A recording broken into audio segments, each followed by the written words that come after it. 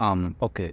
The UK or the Bank of England just lowered interest rates from three straight from 4% to 3.75%. And that's nowhere I have an issue with that, which feels like really great for the economy too, because the economy has been highly slowing down. But also inflation has lowered, and that just says from almost 3.6% from the highest to almost 3.2%, which feels like good news. We should also try to understand how do these numbers add up? How does this come into their existence? You should also try to understand that such numbers are kind of controversial too. How does inflation come up to be lowering one or the other? We should try to understand inflation well is defined by the accumulating growth in prices in services and goods. Well, one of the major factors that drives that would be energy, especially in the UK. And energy most of the time is highly important. We should try to understand that when I say energy, I mean in terms of gas, electricity, fuel, in simple terms. We should try to understand that such a criteria means one or two things. It means that when you see inflation lowering down, that means it's either way, one way. It's two ways. Either consumers are contradicting in spending, well, they are turning to things like, let's say, public transport other than using their own cars or self-driving. We could be saying that the economy is doing well, but trust me, deep down in video, I believe they highly feel like they're really broke, one or the other. They are not really doing great, one or the other. You should try to understand whenever you see inflation numbers lowering, it doesn't mean actually inflation is not really that bad. But however, it depends on the condition of the economy. We should try to understand it's not only alone in the UK, but also globally. Like in the full globe, the economy, one of the all the biggest economies today are highly slowing down. Productivity is low. What I'll be calling the consumers like are not really are getting scarce in one or the other. It's something that's kind of controversial. Seeing a rate cut from the UK, I was personally expecting it. However, on the board of the 9 members, it was between 5 and 4. Well, it was one member who was needed to be convinced to have another rate cut, which was good for the economy, one or the other.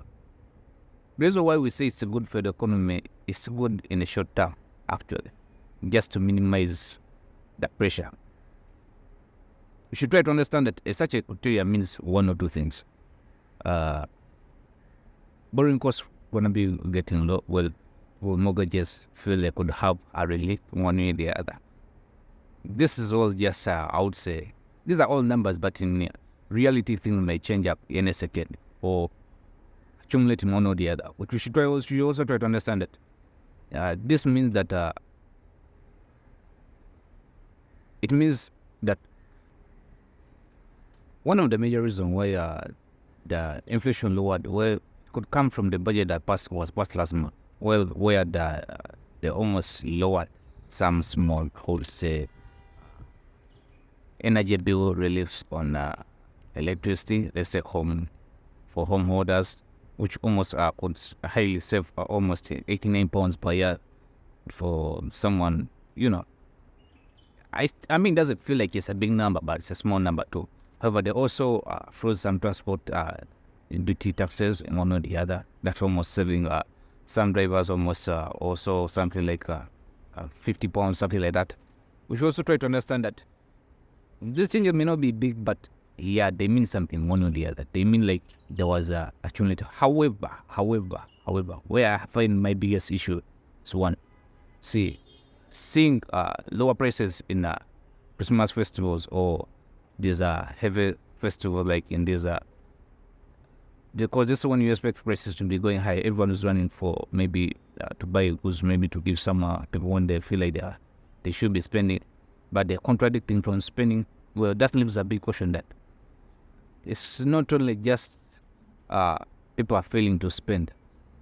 Actually, they're running more of saving, like they're keeping their cash or they're holding over their cash, like their spendings were low. Like there's pressure for liquidity in one or the other.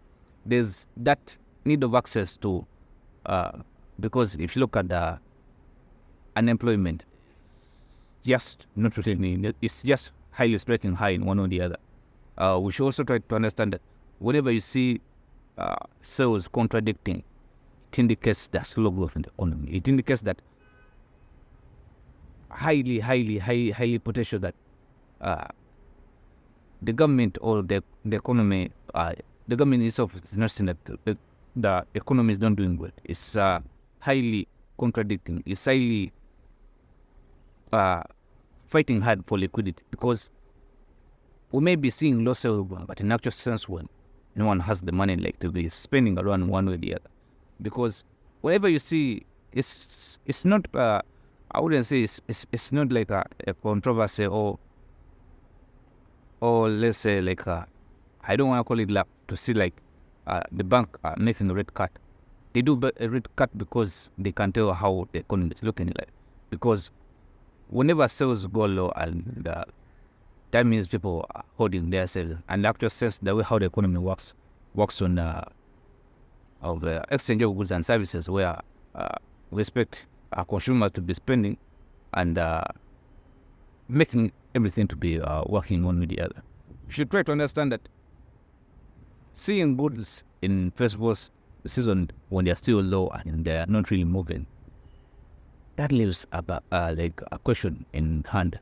That's many are missing the biggest point, because you should ask yourself, how is inflation really coming down when I'm really broke, like one or the other? That means if me and you are not really spending, that means the inflation come down. Because if someone's selling gas, seeing nobody is coming to buy gas, that means the owner of that petrol station, whatever, or gas station has to find ways of lowering prices. That means there has been a contradiction of how goods are being consumed by consumers. Whenever consumers contradict and they find themselves like they're no longer spending more as they should, it shows a sense of fear, or where on one or the other we should say slow growth in economy. Otherwise, thank you for watching. See you in the next one.